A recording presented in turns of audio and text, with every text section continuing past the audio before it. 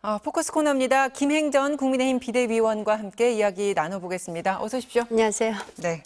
네. 오늘 나온 여론조사 결과로 먼저 이야기를 좀 시작해 네. 볼까 합니다. 연합뉴스와 연합뉴스 TV가 공동으로 실시한 여론조사 결과인데요. 화면을 좀 잠깐 보시면요.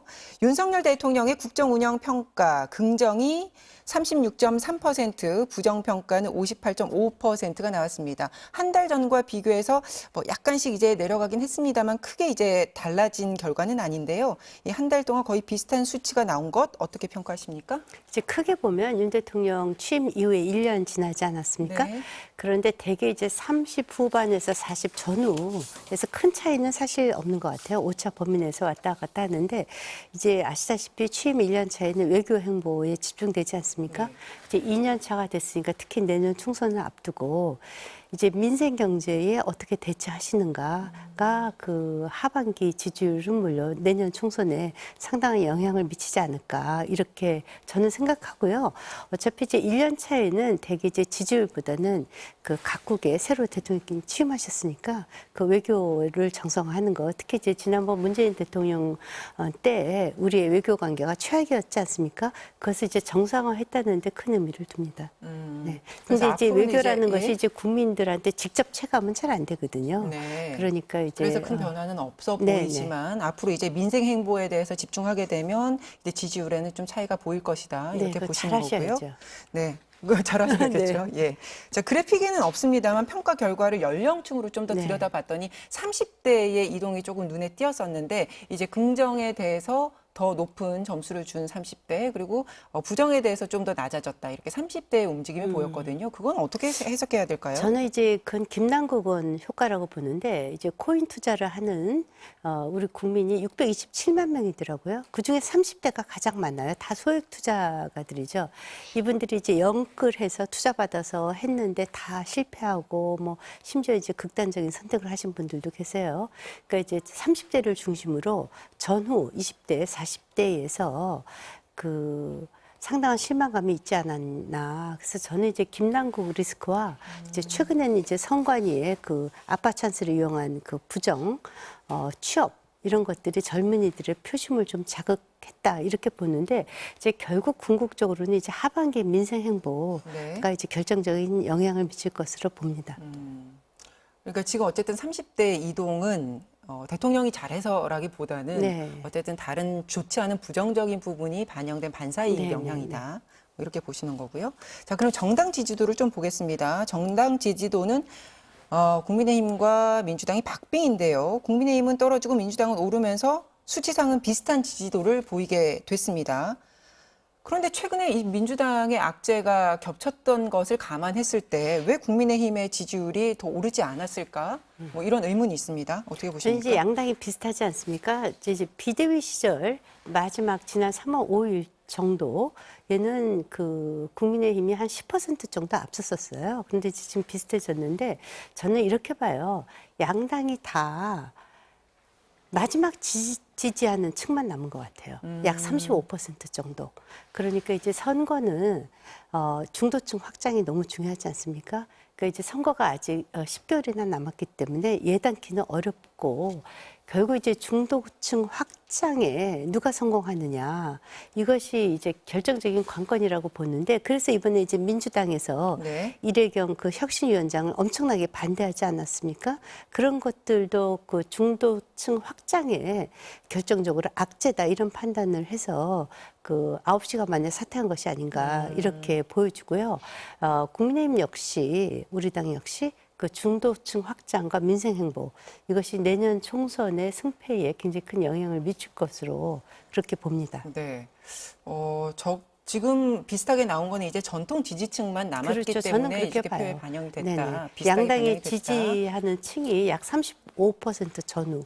지금 이제 거의 그 정도만 남은 것 같습니다. 이제 중도층 말씀을 하셨는데 이제 총선이 사실은 뭐 길게 남았다고 보면 길지만 10개월밖에 남지가 않았습니다. 그래서 내일 당장 총선이면 어느 당 후보에게 투표를 하겠냐라고 질문을 했더니 국민의힘과 더불어민주당 후보를 각각 찍겠다는 응답은 오차 범위 내에서 굉장히 팽팽하게 접점을 보여줬었는데 그런데 이렇게 물었습니다. 정권 견제를 위해서 야당이 다수당이 돼야 한다라고 응답은 49.8%고 국정 운영에 힘을 실어주기 위해 여당이 다수당이 돼야 한다.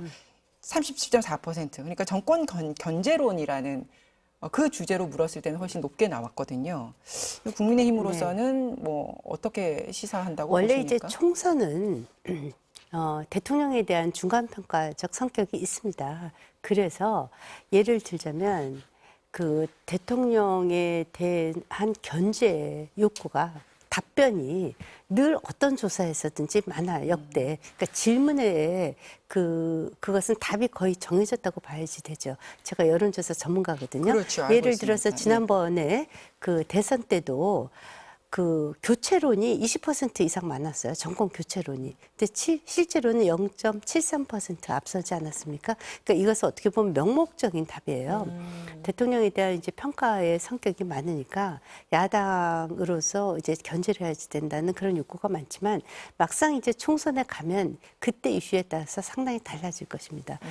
이제 그때에 폭발적으로 터지는 정치적 이슈, 예를 들어서 아직도 10개월이면 많이 남았어요. 하루 전날에도 뒤바뀌거든요. 근데 제일 큰 거가 이제 양당이 공천을 어떻게 하느냐. 핵폭탄이죠. 특히 이제 지금 민주당은 이제 비명계, 친명계 갈등으로 분당설까지 나오고 있지 않습니까? 그래서 결국 이제 정말 양당 체제로 선거를 치르는지, 혹시 3당 체제로 치르는 건 아닌지, 또 민주당에서는 우리 당을 걱정하기도 하더라고요. 그래서 4당 체제로 치르는 건 아닌지. 근데 이제 우리 당은 뭐 4당으로 갈 것 같진 않고요. 분당될 가능성은 사실상 없다고 보여지고요. 그렇게 이제 강력한 반윤석열계라든가 반지도부 그 세력이 굉장히 약하거든요. 그럴 걱정은 좀 없어 보이는데 여하튼 그때 당시 민생 이런 것들이 그 상당히 큰 영향을 미칠 것으로 보여지고요. 그래서 이제 2기 내각이 뭐 하반기에 출범을 새롭게 하면 역시 이제 민생에 방점을 두지 않을까 이렇게 예상이 됩니다. 그러니까 항상 총선 뭐 선거를 앞두고는 정권 견제론이라는 게 너무나도 당연하게 힘이 늘 그래요. 쏠리는 응답이 나오게 마련이라고 이제 말씀을 해주셨는데 사실 그러면 이제 뭐 길게 남았다고는 하지만 이런 지표들을 가지고 각 당은 총선에 대한 대비책을 세우게 마련이지 않습니까? 네네. 그렇게 봤을 때 사실 반사 이익을 떠나서 그러니까 민주당이 못하고 민주당이 지금 뭐 약체고 이런 것을 떠나서 국민의힘 여당으로서 이제 어떻게 10개월을 준비할 것인가 이 부분에 있어서 아까 민생 부분 말씀하셨는데 네네. 어떤 부분을 좀 집중해야 된다고 생각하십니까? 그래서 이제 그 포퓰리즘적인 그 민주당의 입법들, 예를 들어서 노란봉투법이라든가 간호사법 또 이런 것들을 대통령께서 거부권을 행사하셨다고 하고요. 여하튼 지금 미국도 긴축 재정 하에 인플레이션을 잡는 쪽으로 가면서 이제 물가를 좀 안정시키고 그 또 이제 지금 윤석열 대통령께서 얼마 전에도 이제 지금 이제 아시다시피 그 공공기관이라든가 뭐 시민단체에서 부정수급 같은 것들도 엄청나게 많은 것이 밝혀졌어요. 그런 것들에 대한 도덕적 해이를 바로잡고 하면서 이제 국정을 정상화해야만 이제 민생이 제대로 돌아가거든요. 근데 이제 전 세계적으로 세계 경제로부터 이제 대한민국이 자유롭지 않습니다. 그런데 이제 미국도 긴축 재정하에 그 서민들한테 그 좀 많은 혜택이 돌아갈 수 있도록 이렇게 경제 프레임을 잡고 있기 때문에 아마 이제 대통령께서도 그 차상위 계층과 하위 계층들에 대한 어떤 그 대안이 나올 것으로 기대하고 있습니다. 그 대통령실과 정부 그 여당과의 관계는 당연히 뭐 뗄래야 뗄 수가 없고 그렇죠. 이제 지지도도 같이 가게 마련인데 대통령실에서 그리고 정부에서 잘하는 것 그건 너무 당연한 일일 테고 여당은 여당으로서 이제 국민들의 여론 민심을 얻기 위한 노력을 당연히 해야 될 것 아닙니까? 그런 부분은 어떻게 집중해야 된다고 보십니까? 제일 중요한 것은 이제 결국은 공천입니다. 그래서 이제 저희도 이제 조강특위 시작을 했고요. 또 당무감사 또 이제 곧 시작을 할 겁니다. 그러면서 이제 어떻게 국민들한테 상품을 내보이느냐 이런 사람들을 우리가 공천했습니다. 그것을 이제 혁신적인 모습과 국민들한테 나가가는 모습 이런 것을 보이기에는 그래도 민주당보다는 저희가 좀 유리하다. 그렇게 보십니까? 네, 왜냐하면 지금 민주당은 뭐 잘 아시다시피 비명계와 친명계가 아침 저녁으로 뭐 분출을 다투면서 싸우고 있지 않습니까? 공천권 때문에. 그리고 지금 이제 현역 의원들 있음에도 불구하고 이제 친 이재명계 사람들이 지금 무차별적으로 지역에 가서 선거운동을 하고 있거든요. 민주당의 그런 내용에 점들이 대해서는 뭐 모든 국민들이 알고 있으니까요. 있으니까. 예, 국민의힘에 대한 이야기를 여쭙고 싶은 건데 네. 국민의힘도 사실 국민들이 보기에는 그렇게 다양한 목소리가 지금 수렴되고 있는 것 같지 않고 네. 그리고 뭐 지도부의 그립감도 약하고 뭐 이런 식의 문제 지적들이 있지 않습니까? 네, 이제 있습니다. 그런 부분에 대해서 맞습니다. 답 좀 해주십시오. 네, 그래서 이제 아시다시피 저희가 이제 총선을 3번 실패했어요. 그래서 서울과 수도권에 전패를 한 쓰라린 경험이 있습니다. 그 서울과 수도권이 121석인데요. 그러니까 제대로 된 목소리가 나오기가 상당히 어려운 정당 구조인 거 사실입니다. 그래서 이제 서울과 수도권에 어떤 사람들을 전면 배치할 것인지에 대한 상당한 고민이 네. 지금 지도부에 있습니다. 알겠습니다. 공천을 좀 자세히 그럼요. 들여다봐야겠네요. 네. 어떤 식으로 이루어지는지. 그렇다고 검사를 내려꽂지는 않을 것입니다. 그렇게 네. 확신하십니까? 네. 이미 수차례 당대표께서도 말씀하시고 사무총장께서도 말씀하셨습니다. 다수 검찰의 공천은 없을 것이다. 그럼요. 뭐 이렇게 지금 네, 확인해 네, 주신 네. 걸로 알겠습니다. 다음 주제로 넘어가겠습니다. 후쿠시마 오염수 방류가 이제 초읽기에 들어갔다라는 보도들이 나오고 네. 있고 이제 해저 터널도 완공이 돼서 이제 네. 바로 다음 달이면 그 방류를 하지 네, 않겠냐. 네. 그러면서 이제 국민들은 뭐 여당에서는 야당이 괴담을 퍼뜨려서 국민적인 우려가 많다고는 하지만 사실 현실적으로 지금 국민들의 우려가 있는 상황이고요. 그래서 오늘 정부와 여당이 오전에 처음으로 만나서 이 문제를 또 논의한 것으로 아는데 지금 이 시점에서 여당과 정부는 뭘 해야 합니까? 일단 이제 사실 우리가 상당히 괴담에 많이 흔들렸어요. 국민들이 불안했죠. 광우병 1차, 그다음에 2차 이제 사드 괴담, 이번에 이제 후쿠시마 괴담을 퍼뜨리려고 하는데 저는 어떻게 느끼냐면 생각보다 이게 맥히지 않는구나. 양치기 소년이 거짓말을 한 번 했을 적에는 다 도망가고 막 그러지 않았습니까? 거짓말이 반복되고 괴담으로 흐르니까 결국 양치기 소년을 믿지 않지 않습니까?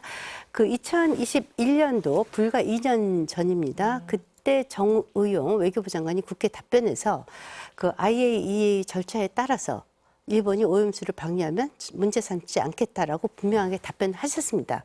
그리고 그러면, 또한 네. 지금 그 유국희 단장 이번에 시찰단 가셨죠? 유국희 단장을 포함해서 지금 시찰단에 대한 과학자들이 다 문재인 정부가 임명하신 분들이에요. 네, 지금 의원님 네. 한 1분 정도 남아서 네. 이 부분에 대해서 이제 과거의 문제 뭐 이런 걸 짚기보다는 지금 어쨌든 현존하고 있는 국민들의 우려에 대해서 그거를 무시할 수는 없지 않습니까? 어쨌든 네. 국민들의 우려가 뭐 여론조사를 해도 70% 가까운 응답이 현 정부의 대응을 믿지 못한다, 신뢰할 수 없다라는 대답들이 나오고 있는 이 상황에서 그럼 정부와 여당은 무엇을 해야 되는가? 저희는 이제 과학적인 근거, 곧 이제 7월, 8월에 IAEA 보고서가 나오고 우리 정부 시찰단의 보고서도 나옵니다. 그것을 최대한 국민들한테 알려줘야만 되고요. 특히 이제 MBC한테 부탁이 MBC가 지난번 광우병 보도 때 주도하지 않았습니까? 그리고 3년 만에 사과했죠. 우리 대한민국 국민들이 특별히 광우병에 참 DNA가 약하다 이런 식의 허위 보도를 한 것이 결국은 지금 MBC의 편파 보도에도 영향을 미치죠. MBC 같은 영향력 있는 언론사가 이번 후쿠시마와 관련해서는 좀 더 과학적인 또 객관적인 보도를 해주시는 것이 윤석열 정부를 위해서가 아니라 국민들을 안심시키고 국민들을 이념에서 빼내서 과학적인 증거를 볼 수 있는 그렇게 설득력 있고 객관적인 보도를 해주십사. 알겠습니다. 이것을 부탁드립니다. 네. 각 언론사의 뭐 편파 보도에 대한 평가는 이제 시청자분들께 받기로 하고요. 네. 언론들이 모두 좀 더 공정하고 객관적으로 그럼요. 보도를 잘 해줬으면 좋겠다. 이 네. 정도 선으로 알아듣도록 하겠습니다. 고맙습니다. 네, 네. 감사합니다. 고맙습니다.